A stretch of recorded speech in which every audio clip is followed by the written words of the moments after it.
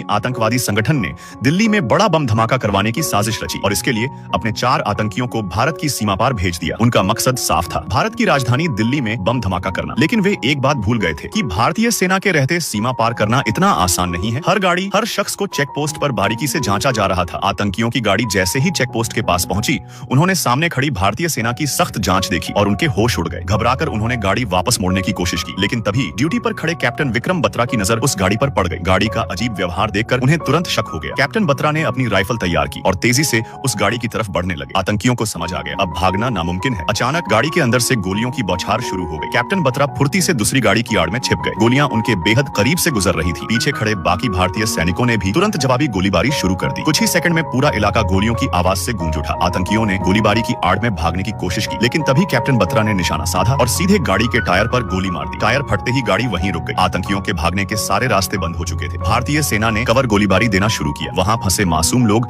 अपनी जान बचाने के लिए सेना की तरफ भागने लगे। अब वक्त था इस खेल को खत्म करने का। कैप्टन बत्रा आगे बढ़े और एक एक करके आतंकियों को ढेर करने लगे। उसी समय एक आतंकी ने पीछे से एक भारतीय अधिकारी पर निशाना साध लिया। बस ट्रिगर दबने ही वाला था, तभी कैप्टन बत्रा ने झटके से उस अधिकारी को अपनी तरफ खींच लिया। गोली हवा में निकल गई। अगले ही पल कवर गोलीबारी में वह आतंकी भी मारा गया। अब सिर्फ एक आतंकी बचा था। कैप्टन बत्रा ने उसे सीधे मारने के बजाय उसके पैर पर गोली मारी, ताकि उससे इस पूरी साजिश की जानकारी ली जा सके। आज कैप्टन बत्रा की बहादुरी की वजह से दिल्ली एक बड़े धमाके से बच गई। आतंकियों का मिशन खत्म हो चुका था। भारत के वीर जवान कैप्टन विक्रम बत्रा की बहादुरी ड्यूटी खत्म हुई थी। भारतीय सेना का काफिला शांत और घुमावदार पहाड़ी रास्तों से अपने कैंप की ओर लौट रहा था। सब कुछ बिल्कुल सामान्य लग रहा था। जवान आपस में बात करते, हंसते, मुस्कुराते घर लौट रहे थे। तभी अचानक भेड़ बकरियों का एक बड़ा झुंड सड़क के बीचों बीच आ गया। गाड़ियां रुक गईं। पहली नजर में यह महज एक रुकावट थी, पर असल में यह मौत का जाल था। अभी जवान कुछ समझ पाते, तभी एक भीषण धमाके ने हवा में बारूद का झर घोल दिया। काफिले के एक ट्रक के परखच्चे उड़ गए। धुएं और आग के बीच पहाड़ियों से गोलियों की ऐसी बौछार हुई कि वह शांत सड़क चंद सेकंडों में जंग का मैदान बन गई। आतंकी संख्या में 3 गुना थे